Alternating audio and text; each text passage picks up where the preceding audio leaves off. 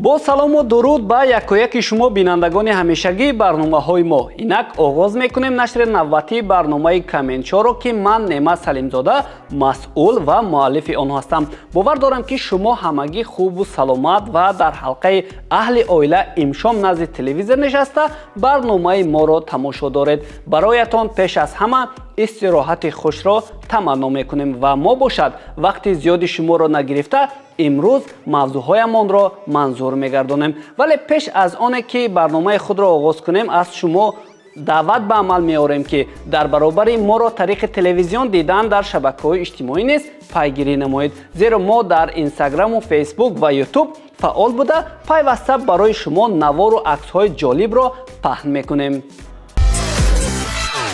имрӯз мехоҳем дар бораи мавзӯъ ва интихоби сурудҳои баҳсбарангези яке аз сарояндагони моҷароии сегменти тоҷикии шабакаҳои иҷтимоӣ Фирӯза Ҳафизова гуфта гузарем. пеш аз оне ки мо суруди нави ин сарояндаро ба шумо баррасӣ кунем, аввал биёед дар бораи ҳамин гуна баҳси чанд соли пеш ишора кунем. аслан Фирӯза Ҳафизоваро метавон дар қатори овозхонҳои моҷароҷӯи попи тоҷик нишонд. Шоу-бизнеси тоҷик хушбахтона ё шӯрбахтона чунинҳоро кам дорад. онҳое ки шояд бо талаботи шоу-бизнес ё ба хотири шӯҳрат ва ё шояд бо тақозои табиаташон корҳое анҷом медиҳанд ки боиси гуфтугузорҳову баҳсҳову радду бадалҳову кимчиҳои дигар мешавад.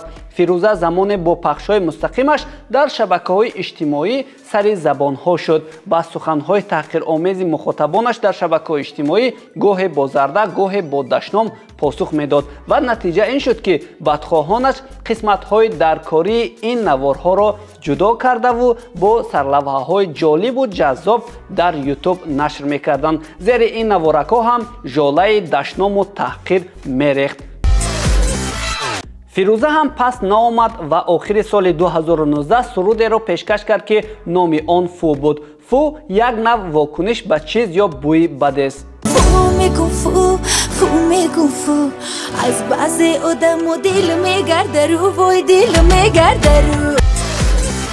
ин таронаи шарҳиҳолӣ ба гуфтаи худи Фирӯза посухе ба бадгӯён дар интернет буд, вале мақомот ба ӯ барои истифода аз калимаи фу дар тарона огоҳӣ доданд ва гурӯҳе аз корбарони шабакаҳои иҷтимоӣ низ онро беэҳтиромӣ хонданд. дар ин оҳанг овозхон гуфтааст аз тӯҳмату бадгӯиҳои мардум оромӣ надорад ва бо муроҷиат ба онҳое ки дар инстаграм дашному таҳқир мекунанд хостааст беҳудагӯиро бас кунанд. зимни як суҳбат бо расонаҳо овозхон гуфта буд ки бо ин тарона намехост касеро озурда кунад ва баъд аз баҳсҳои зиёд клипи сурудро ки дар як рӯз қариб 50 000 маротиба онро дида буданд Фирӯза аз саҳифаҳояш дар шабакаҳои иҷтимоӣ бардошт. ин суруди мо ба ягон одамои мисол Тоҷикистон тааллуқ надорад, на ба давлат, на ба санъаткор, на ба як одами ба мафкура, на одами ба маданият, на ба одамои ба фарҳанг.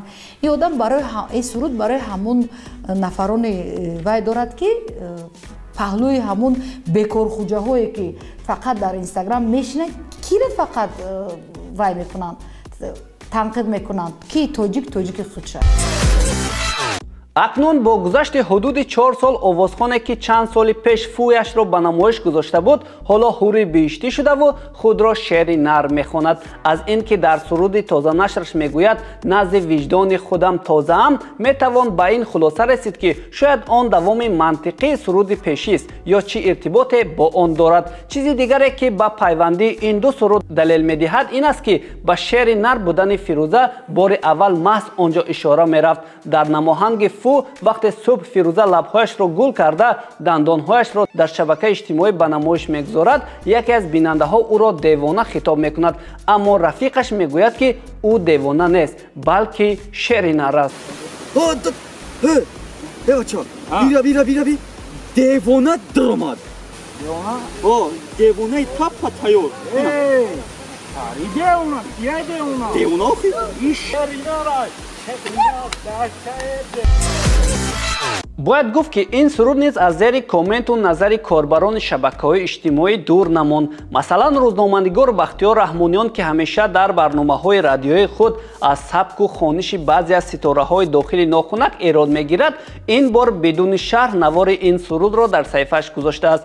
аммо корбарон ба он вокунишҳои гуногун карданд. аз ҷумла онҳо писхандзанон матни сурудро ирфонӣ ва дорои маънии амиқ гуфтанд. аксари дигар оғози намоҳангро дида гумон карданд ки суруд аслан васфи ватан аст. Саид Ҷаъфар Ашуров, рӯзноманигори дигар низ навиштааст ки сад ҳайфи ин қадар наворҳои зебо, меҳнатҳои сарфшуда барои таҳияи ин клиптарона. наход ягон матни мувофиқ ёфт нашуд ки дар ин оҳанг ҷой дода шавад. Лолаи Саидакбар савол кардааст ки чаро парчаму манзараҳои Душанбе, боғи ҳайвонот барои ин клип мувофиқтар буд. Шодӣ Муродов ҳам ба намоҳанг баҳои баланд дода навиштааст ки клип хуб аст, албатта агар садоро хомӯш карда тамошо кунӣ. ба таъбири дӯстмедоштаи блогерон, срочно ба коргардони ин клип ҷоизаи Оскар дода шавад. барои Бобоҷони Шофе мисраҳои нақши лабҳом асалай ҷони ту дар хатаре сардаргумӣ овардааст. ӯ менависад ки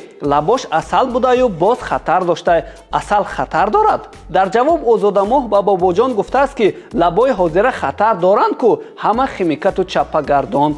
ин гуна суруд барои Суҳробшод Давлатзода ҳам даҳшатафкан шудааст. ӯ мегӯяд наход арзиши шеър то ба ин ҳад поин рафта бошад, наход завқи ҳунармандон то ба ин ҳад коста шуда бошад, наход мағзи сари шеърнавис то ба ин ҳад садама хӯрда бошад. вой бар ҳоли як ҳунарманд. хай майлаш, шеърнавис калапук аст. сароянда чаро ин гуна шеърро интихоб мекунаду месарояд? продюсерон куҷоро нигоҳ мекунанд? кӯтоҳи гап, гурӯҳи эҷодӣ ҳама аз дохили як коробка, майнаи сари ҳеҷ касашон дуруст кор намекунад. марҳабо Мусо Духт, корбари дигар, бисёр мехостааст ки Фирӯза ҳусну садояшро дуруст истифода намояд. ин корбар навиштааст ки бо ин ҳусну овоз метавонист худро дигар хел муаррифӣ карда мухлисони зиёдро пайдо кунад. аммо афсӯс, Родмер Сулаймонӣ ки ҳоло муқими Амрикост навиштааст ки мутаассифона кулли мардуми Афғонистон ва як қисми ками Эрон ин ҳунармандбонуро гӯш мекунанд. бо ин тариқ санъати мо рӯнамоӣ мешавад ки хело ҷои таассуф аст. ин намоҳанг бояд шадидан интиқод бигирад ва бояд Фирӯза ба хотири ин сурудҳояш пеши фарҳанг узр бипурсад ки фикр мекунам ҳоло кор аз кор гузаштааст. Назораи Мурод низ бадоҳатан дар матни суруд тағйирот дароварда навиштааст ки нақши лабот асалай, вазни шеърат касалай, ҳамита хондан гирӣ, шунавандаат дар хатарай. рости аз оне ки сарояндаe бо номи Ҳанифаи Эмомалӣ мо дорем шахсан хабар надоштам, лекин дар зери ин намоҳанги хонум Фирӯза чанд ҷумлаи таъсирбахше навиштааст. биёед ба ҷои хулоса бо навиштаҳои ин сароянда ба баррасии ин мавзӯъ иктифо мекунем. ӯ мегӯяд талабот ба чунин сурудҳои фачмазмун ҳаст. мутаассифона теъдоди зиёди шунавандагон дар кишварамон чунин сурудҳоро меписанданд. чӣ хеле ки мегӯянд где есть спрос, там растёт предложение. вақте ки як масхарабоз ба худ блогер пайдо мешаваду худро рӯз ба рӯз бо ғори шармандагиву пастӣ медарорад, тамошобинаш хело зиёд аст. шояд ин бошад ки тарки сарояндагӣ кардам. дӯстони азиз, расидем ба фарҷоми барномаи Каментшо. дӯстони азиз, расидем ба фарҷоми барномаи Каментшо ки дӯстони азиз, расидем ба фарҷоми барномаи Каментшо ки ман Неъмат Салимзода тӯли чанд дақиқа онро манзури шумо кардам. моро дар Инстаграм, Фейсбук ва Ютуб пайгирӣ карда метавонед. то дидан хайр.